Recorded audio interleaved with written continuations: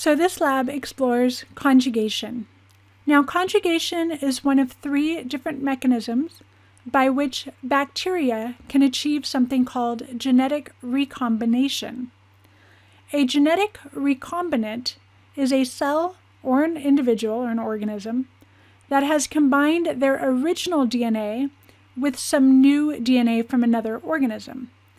So bacteria are able to do this rather readily, and there are 3 mechanisms by which they are able to achieve this combination of genes: conjugation, transformation, and transduction, all of which will be explored in the lecture in more detail. This lab looks at the first option, which is conjugation. Lab 16 looks at transformation, and transduction does not lend itself to any lab. So in our conjugation lab, we are using E. coli as our model. Now, E. coli, of course, are going to have their chromosomes, and I have a purple chromosomed one and a blue chromosomed one. But notice that the purple chromosome one also has this extra circle, this pink circle. That pink circle is a plasmid. So plasmids are going to be extra chromosomal pieces of DNA that have anywhere between 4 and 12 genes on them, and they are optional, meaning that they don't carry genes that are required for life, but can carry genes that are helpful. So when 2 bacteria get ready to do conjugation, you can send over either a plasmid or you can send over part of the chromosome. In this lab, we are going to be sending over a plasmid. It's a lot easier to transfer a plasmid than it is a chromosome. So this lab will do plasmid conjugation.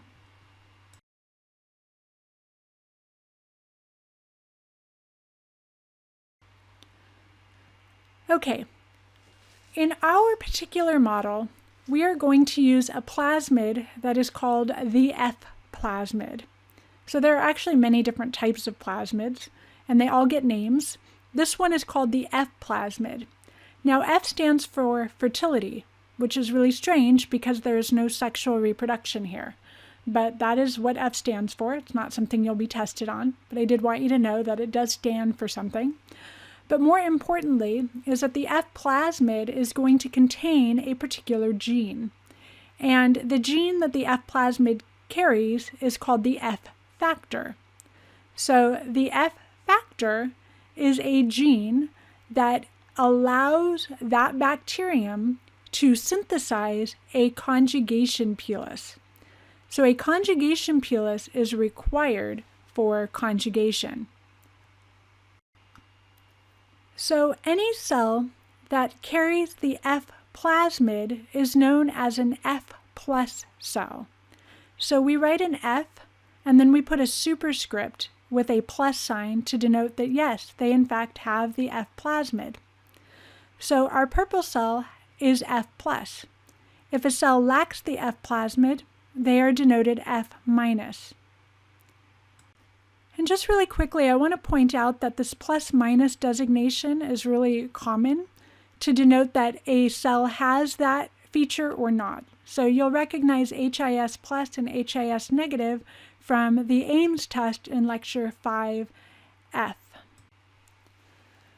So in conjugation, DNA is always exchanged one way. It's not a two-way street. It's not a quid pro quo. There is always a donor and a recipient. So it always goes from donor to recipient, not 2 ways and not a random way. The donor is always going to be the cell that is capable of making the conjugation pilus.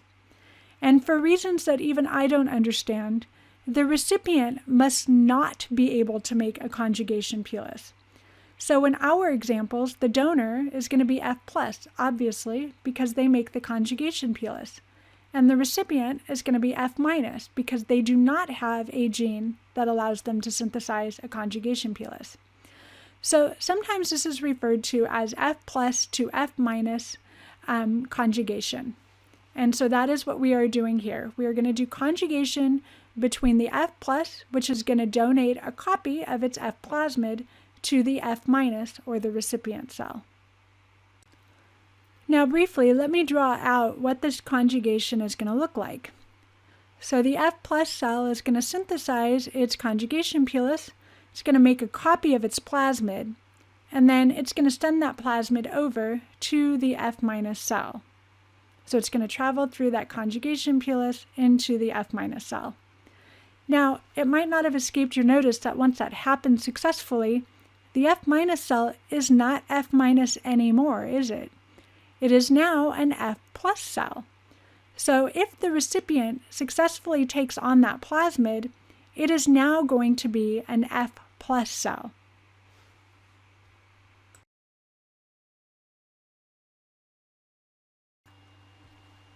So now that we understand how this conjugation is supposed to work, let's take a look at the principles of the experimental design.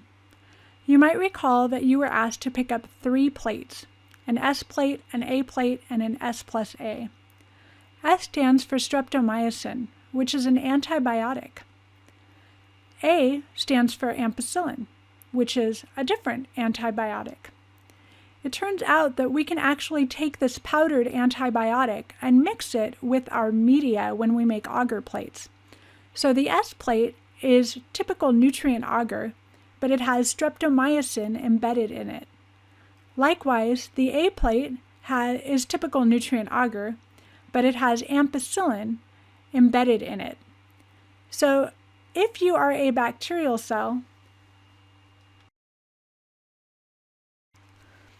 the S plus A plate has both streptomycin and ampicillin embedded in it.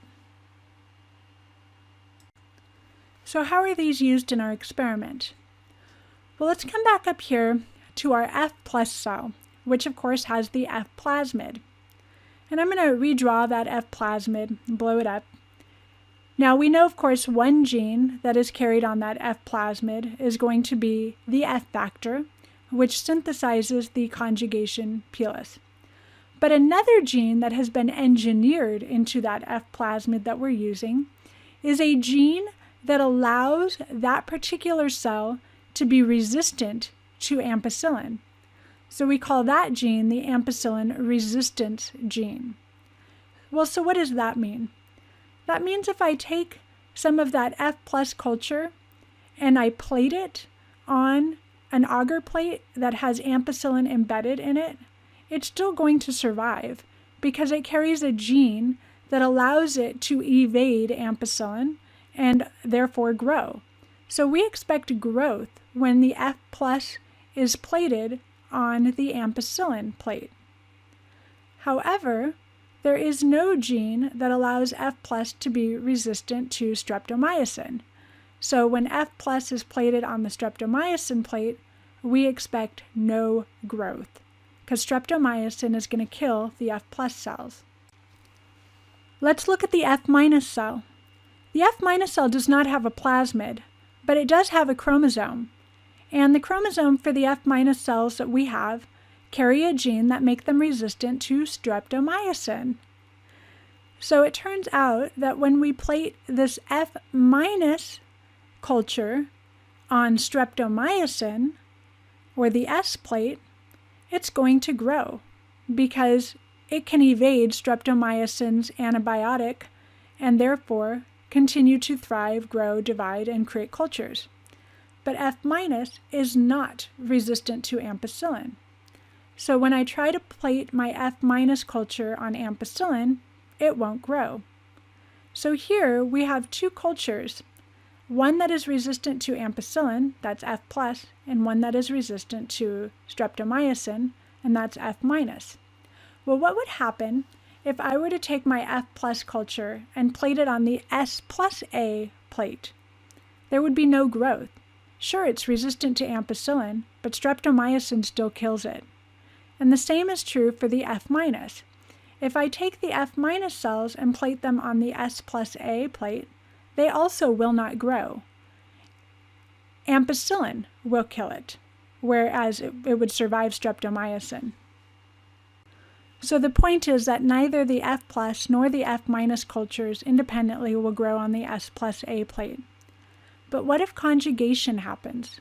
What if the F plus cell is successful in bringing its plasmid down to the F-, and creating an what was formerly known as F- is now an F+ recombinant. Now we have a cell that has resistant to both antibiotics. We know that it was already resistant to streptomycin. That's in its original DNA. But now it has a new plasmid. It's a recombinant. And that new plasmid has ampicillin resistance to it. So if conjugation was successful, we expect that when we plate the cultures from the mixture, the F+ and F- mixture, that there will be some recombinants that will grow on that S+A plate. So only if recombination was successful, in other words, only if conjugation was successful, will we actually get growth on that S+A plate. So that is how we are using these antibiotic-infused plates to determine if conjugation was successful.